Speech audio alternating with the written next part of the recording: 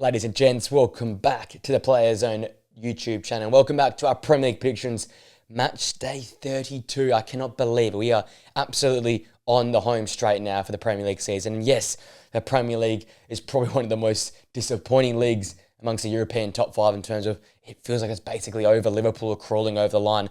Arsenal have Champions League to focus on. The bottom three are the bottom three. But nonetheless, we've got predictions to go and feast upon this weekend. There's a few tough games in there. A few games I'm very keen to keep an eye on to see how teams perform and react to each other. And we've got an extra game with a catch-up between Crystal Palace and Newcastle. So 11 games to predict in this video here. Looking back to last week, we came into the week on 201 of our prediction points and added 10. Another solid week for myself, taking us to 211 on the season after 31 game weeks. I keep saying it, 250 was our goal, and we're getting closer and closer as the weeks go on. So hopefully we can get that done very, very soon. With that being said, ladies and gents, let's get straight into it. The Premier League predictions for match day 32.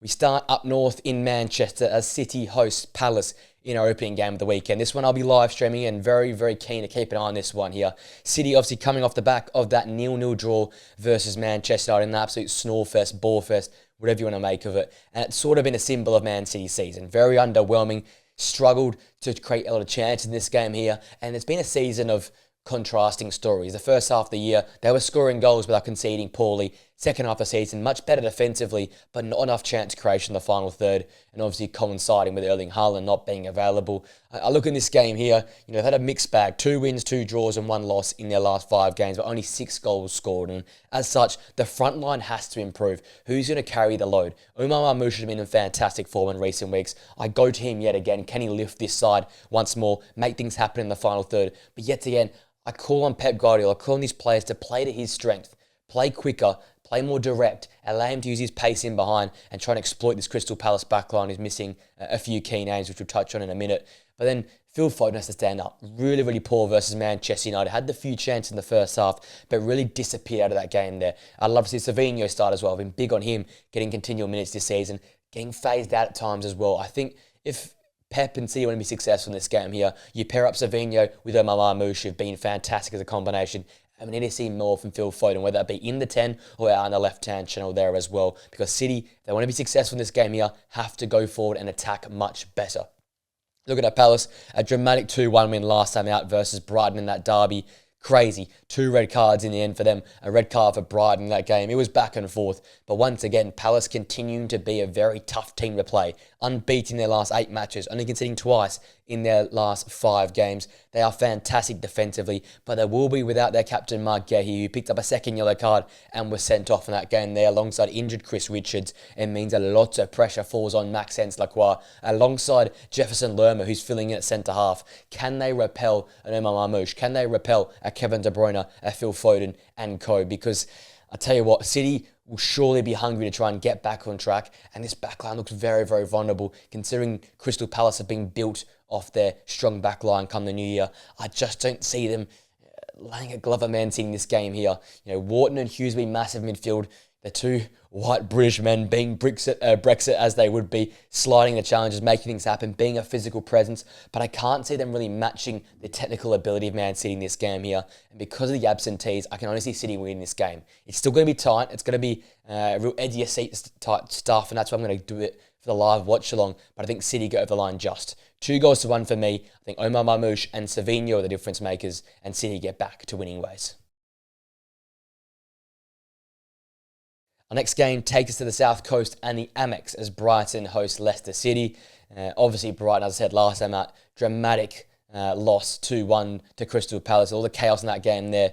Weren't at their best, Brighton, but played some good football in patches. They want to do that more consistently in this game here if they want to be successful, because they've had no wins in their past 4 games in all competitions. They dropped to 9th in the Premier League, and they want to get back to winning ways. And what a chance versus the Leicester City side that's so underwhelming. I think for me, Baliba and Ayari will dominate the centre of the park. They'll be key for Brighton to keep possession and keep them on the front foot and deny any sort of chance for Leicester in transition, and a great chance for Pedro João Pedro and Danny Welbeck to work as a combination up top and to put Leicester City to the sword, because last time out they were dominated in the first half by Newcastle United. Another 3-0 loss for Leicester City. It's now no goals in the last 7 games and not one in their last 9 games. It is all but over for them this season. Really, really poor. If they want to show something this game here, I'm looking at El Canoes, I'm looking at Patson Daka up top trying to support Jamie Vardy and potentially cause some chaos in transition and on the counter-attack. But outside of that, in possession, defensively wise, they're just not good enough. As such, I see Brighton cruising it.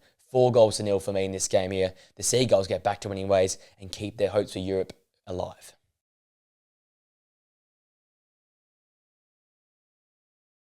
We're at the City Ground for Nottingham Forest and Everton in our next game here. One of the more entertaining fixtures, I think, to come from the weekend's games. Forest off the back of a disappointing 2-1 loss in the end to Aston Villa. A tale of two halves with a much better second half, but really slow to start in the first half. The hope to try and get Ola Aina back to try and create a bit more continuity in the back line, because that back line looked very vulnerable in the first half versus Aston Villa. However, looking on the positive side of things, they're unbeaten in the last 11 games at home across all competitions. It dates back all the way to November, and they're the third best home team in the country at the moment. So they'll take confidence in going back to the City Ground and trying to beat this Everton side that's become very, very difficult to beat since David Moyes has taken charge. For me in this game here, I look to the creators. We know that Everton sit in a low block. We know they are very compact defensively. So the likes of Morgan Gibbs-White, Elliot Anderson, those creative players on the ball, the players that can break lines with their dribbling and pass accuracy, look to those two to be central to Nottingham Forest in this game here and their success. If they can break lines with their passing, if they can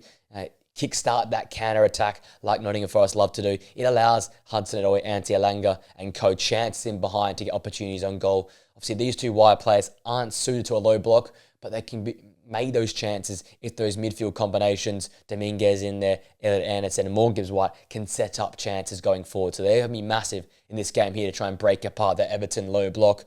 For Everton, an impressive 1-1 draw last time out versus Arsenal. They were in the game, they were competitive, and that's what's been a common trend under David Moyes. No clean sheet in the last 9 games, but they've picked up 4 1-1 draws in their last 5 games in all competitions. They've become a very consistent side in terms of they're good at both ends of the park. They're not shining defensively like they were in the Sean Dyche, but they're much better going forward. I think they've sacrificed a little bit their offensive acumen to try and develop some of their attacking play, and some of the one-touch stuff and speed of ball move has improved a lot. Iliman Dyer will come back in this game here.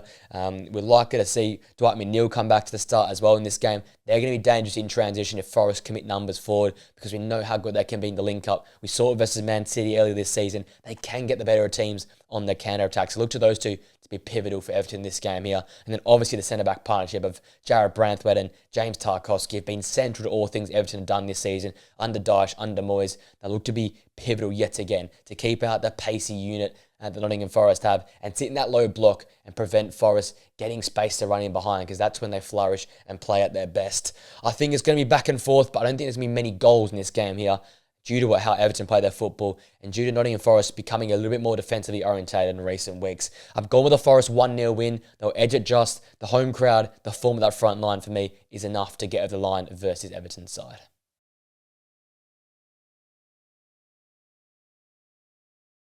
We're at St Mary's for Southampton and Aston Villa in our next game here. The Saints now confirmed to be relegated, the earliest time ever in Premier League history for that, after their 3-1 beating at the hands of Tottenham Hotspur. They've only had 5 points picked up at home this season and no win in their last 8 games. Literally no hope for this side here at all in this game here, despite Aston Villa coming off a Champions League midweek night. For me, it's a chance for some of the players to stand out and earn themselves a transfer. Sulemana, Fernandez, Tyler Dibbling are all playing for big contracts in other Premier League clubs all around Europe. Look to those three to be the keys for Southampton going forward, to show their ability on the ball and trying to create things and make things happen for Southampton in the final third. It's been better in recent weeks. They have been competitive, but just mistake prone, poor all over the park, and it leads to a really, really underwhelming performance. We're looking at Aston Villa now. They've put together a very, very strong performance to beat Nottingham Forest 2-1 last time out. It's 14 goals in the last 5 games. They obviously lost in the Champions League midweek. We've brought to an end their 8 consecutive win streak. but they'll look to get back to winning ways here in the Premier League. There will be a lot of rotation, so looking to like Donyell Marlin, Ollie Watkins, and co as the rotation group to try and lead this side and get the 3 points here. They still want to be competitive in the Premier League. They still want to keep their foot on the throttle and try and push for top 5 to secure Champions League for next season. But obviously all focus will be on the second leg versus PSG coming next week. I still think they'll be able to have enough to get over the line here for me. Southampton just not good enough defensively. Ollie Watkins will have a field day in this one here for me. 3-1 Aston Villa win I see happening here. Southampton might get in the score sheet, but Villa way too strong.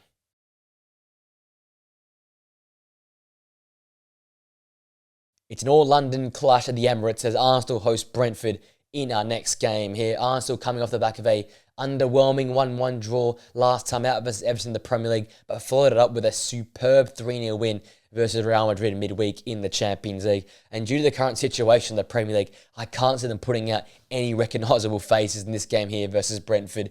A heavily rotated squad can be expected, but there'll still be some major faces. Leandro Trossard, Raheem Sterling, Ethan Nwaneri up top as a front three. I think they'll start yet again like they did versus Everton, and look to, in particular, Ethan Nwaneri and Leandro Trossard try and make a difference in this game here. They were very good versus Everton. I think Nwaneri faded out of that game there, but they're likely to play all 90 minutes to rest up the big main squad for that Champions League second leg. So look to see if Nwaneri can have his fingerprints in this game here, show what he's all about, recreate that goal which he scored versus Brentford now 2 years ago on his debut goal there. So look to him to have an impact on the game. Look to Leandro Trossard as a leader to stand up yet again in this game here and make an impact following up from that goal versus Everton and trying to get the better of this Brentford side here who come off a hard-fought, well-battled 0-0 versus Chelsea last time out. Far from their best. They have lacked goals in recent times, only 4 goals in their last 5 games, coinciding with only 1 win in their last 5 games. So a little bit off the pace at this current point in time. I look to this side here. I think they still look to play in transition. I think Arsenal have a little bit more of the ball despite rotating a lot of their squad. So Mikkel Damsgaard, Brian Mbeumo, and also Kevin Schade in transition, leading the counter-attack, leading the counter-press are going to be key players to Brentford in this game here to see if they can get at Arsenal in transition and try and get the better of them on the break in this one. For me, I think I'm seeing this another draw. I think Arsenal will play for another draw. They'll play for just a competitive, consistent performance, rest some legs, get some of the rotation players in the squad. I see a 1-1 draw in this game here. Another draw for Arsenal. For Brentford, just not enough attacking threat to beat this Arsenal side for me.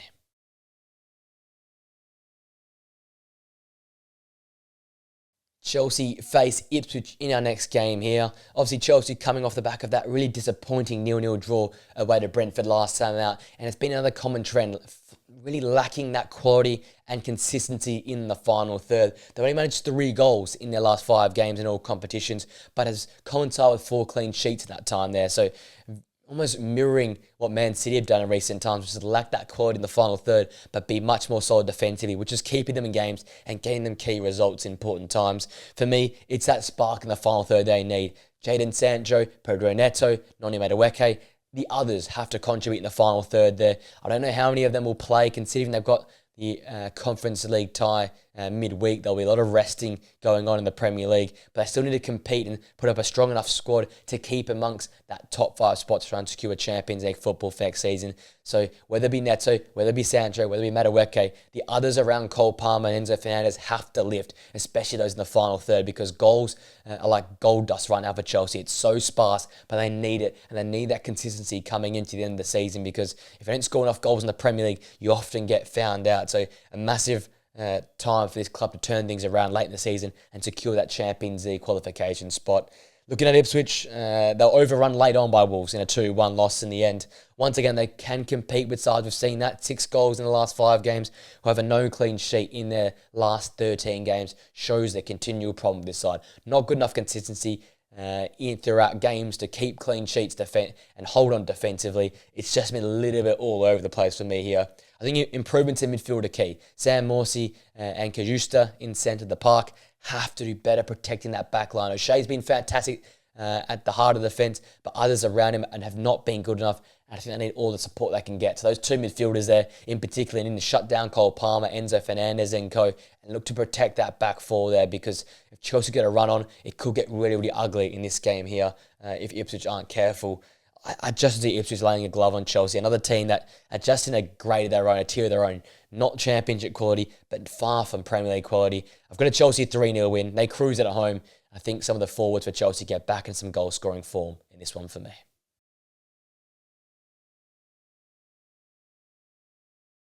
We're up to Merseyside next as Liverpool host West Ham.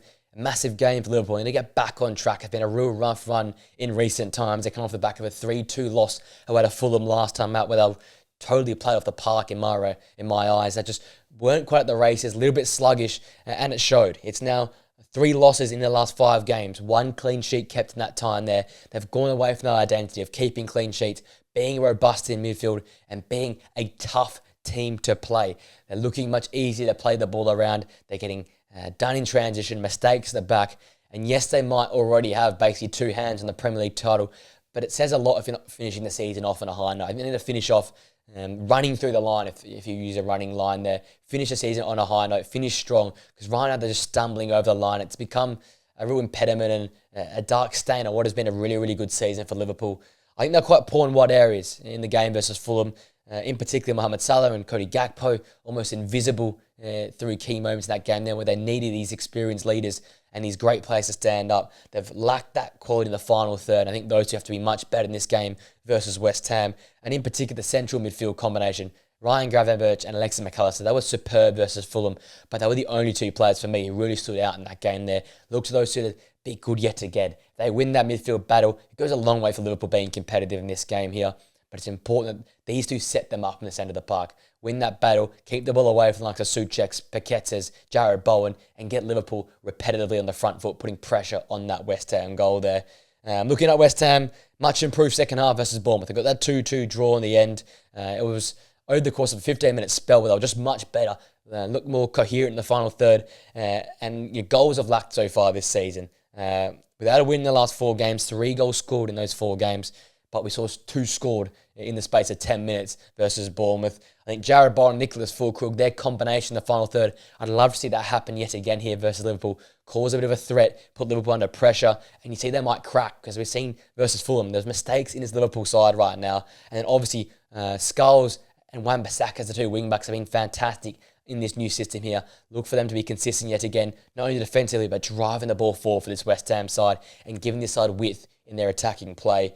I think West Ham coming here with a bit of confidence, but I think at Anfield, Liverpool needing to bounce back, and they get back to winning ways, and they do it very, very well here. Then they cruise the game 3-0. Salah back in the goals. I think Cody Gakpo and Diogo Jota look much better, and Liverpool cruise this one with a 3-0 victory.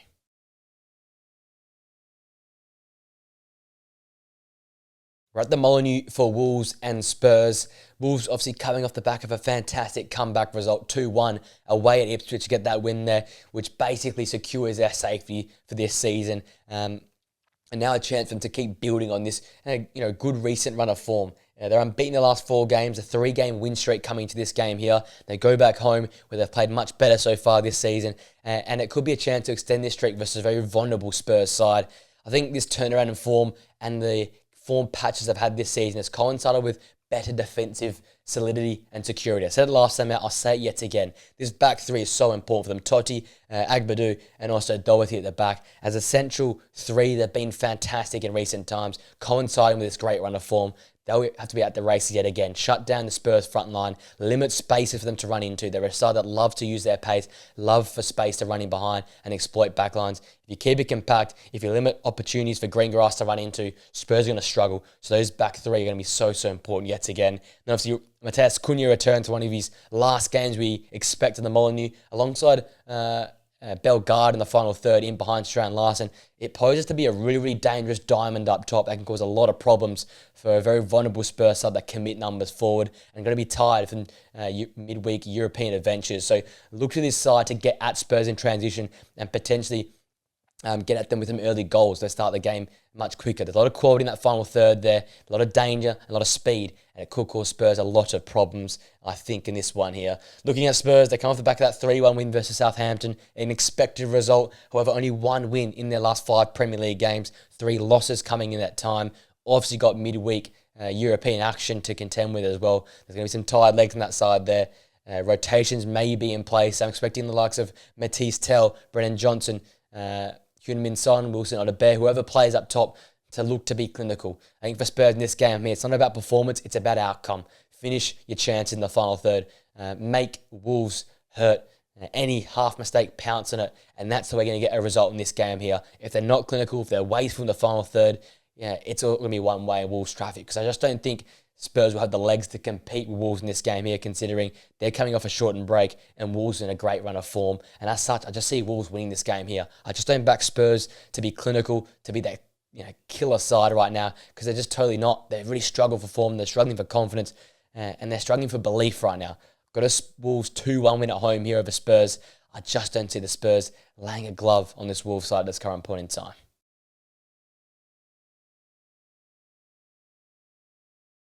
We're at St James's Park for Newcastle United and Manchester United here. And Newcastle, fantastic little run at the current point in time for them.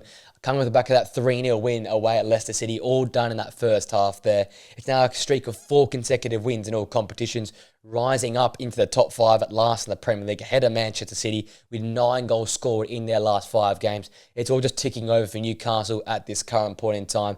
And I look at this game versus Manchester United, and for me, it's all going to be down to a massive midfield battle. Joelinton and Bruno Guimaraes, the Brazilian combination, are going to be pivotal to this game for me here. One, to be that energizer, to spark the intensity and enthusiasm of that St. James's crowd. And 2, to take away from Man United's strength, which is Bruno Fernandes. If you add physicality, if you add strong challenges and high pressing and counter pressing, it limits what Bruno Fernandes can do in the ball, and as such, it limits Manchester United. They're so reliant on the Portuguese Magnifico that if he's slightly off and Bruno and Tonali and Joelinton can be at it, being like those terriers biting away at the feet of Bruno Fernandes, it all offsets all which Manchester United do, and Newcastle are on the front foot.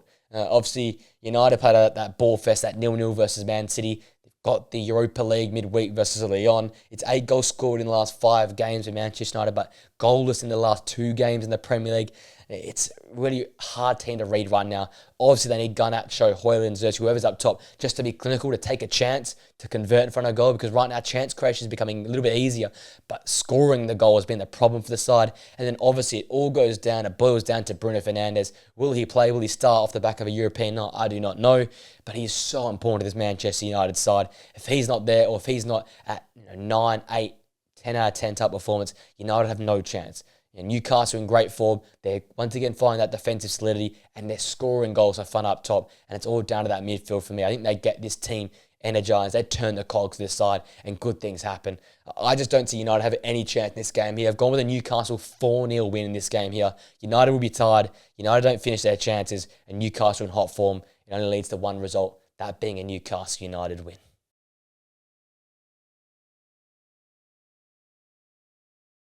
We're on the south coast for Monday Night Football as Bournemouth host Fulham in our next game here. Bournemouth dropping more points yet again. That 2-2 draw to West Ham, very underwhelming come the second half. And once again, lacking imagination in the final third for this Bournemouth side. No wins in their last 5 games. No clean sheet in 9 games. It's all going wrong at this current point in time. And for me, Evan Nilsson has been the lone shining light of this side. Look to him yet again to lead the line, to counter press, to put Fulham under pressure with his intent in the final third, and be that clinical finisher like he has been in recent weeks, carrying a lot of the load of that Bournemouth front line. And I'm looking for an improvement from Ilya Zarbani at the back, being slightly off it come the turn of 2025. Obviously, Dan Hoysten's been in fantastic form come the new year, but when Bournemouth at the best, both their centre-backs are performing at a high level. And right now, it's only one man performing and the other one's letting him down. So look to a return to form from Ilya Zarbani if Bournemouth want to be competitive versus Fulham side, who were fantastic, fabulous, and dominant in their 3-2 win over Liverpool. The first time this season I've seen Liverpool under pressure, making mistakes, unforced errors, and it was down to what Fulham did with and without the football. For me, led by Sasa Lukic and Sander Berge in that midfield there. They didn't get all the plaudits they deserved. Their pressing, their work with him without the football was superb. Kept Fulham on the ball, kept Fulham compact in their midfield-wise, and prevented Gravenberch and Alexis McAllister from running right. Yes, those two were fantastic with Liverpool, but those two from Fulham really limited their control in the game and limited their dominance because of their work in the centre of the park with and without the football. And for me, the creation and the spark in the final third comes from that left-hand channel. Anthony Robertson and Alex Iwobi, assists and goals in these two players' games. been fantastic as of recent times. They were fabulous versus Liverpool. Looks to them yet again to try and exploit the weaknesses of Bournemouth's right-hand side defensively. How do I see this result going? I think it's a really hard game to predict. I think Bournemouth finally get back to winning ways because they're at home. Fulham are not a side that continue to perform game after game. I think they have a bit of an off game here. And I see Bournemouth winning this one 2-1 here for me.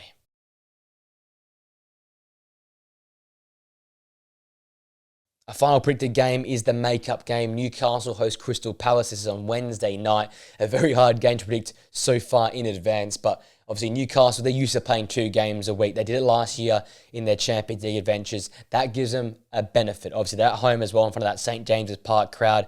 Under the lights, it's always a bonus this side here. They won 3 out of the last 5 home games as they rebuild that St. James's Park fortress. They're playing much more fluid in the final third, and it's going to be a balance, a bit of yin and yang. The fire and attacking football of Newcastle United versus the defensive, pragmatic Oliver Glasner and Crystal Palace. Obviously, Palace come into this game unbeaten in their last 5 away games, so they come with a little bit of confidence of their own. They're scoring goals much easily in recent times, but as I said, not as well as Newcastle United are. So it's going to be a real battle of Isaac, Murphy and Gordon taking on the returning Guehi, Lacroix and Lerma. Which part of the ground will be more clinical or more solid defensively, or might just simply boil down to which striker is in better form. Will it be Isaac who'll take his chances, or will it be Jean-Philippe Mateta who'll take his chances? And it sort of boils down to that. There's such great matchups all over the park. Wharton and Hughes in midfield going up against Jolinton, Tonali and Bruno Guimaraes. We've obviously got the 3 centre-backs for Crystal Palace in fine form versus the great front 3 of Newcastle United. Then as you've got Jean-Philippe Mateta, Eza and Ismail Assar taking on the centre-backs of Dan Burn and Boltman. It's just, there's great matchups all over the park. I think it's going to be a real close game. Palace are really good away from home. They don't concede many goals, as I said, but I think Newcastle will have enough to get over the line in this game here. Going with the Newcastle 2-1 win. The quality up top of Isaac and Murphy, for me, will be the difference maker in this game here.